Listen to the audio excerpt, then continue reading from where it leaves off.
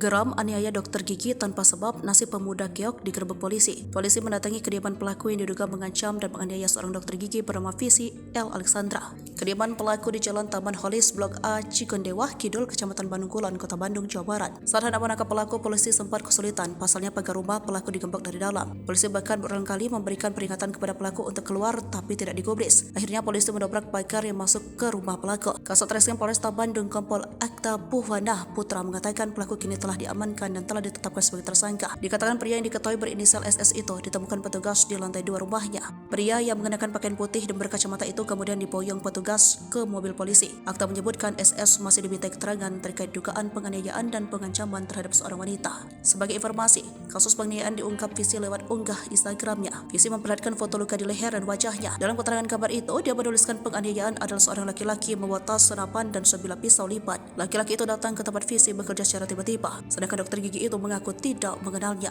Visi mengatakan sebelum adanya serangan itu memang ada seorang yang tidak dikenal menghubunginya dan melontarkan ancaman. Penganiayaan itu diketahui terjadi pada Sabtu 21 Oktober 2023 di Paskal 23 Bandung.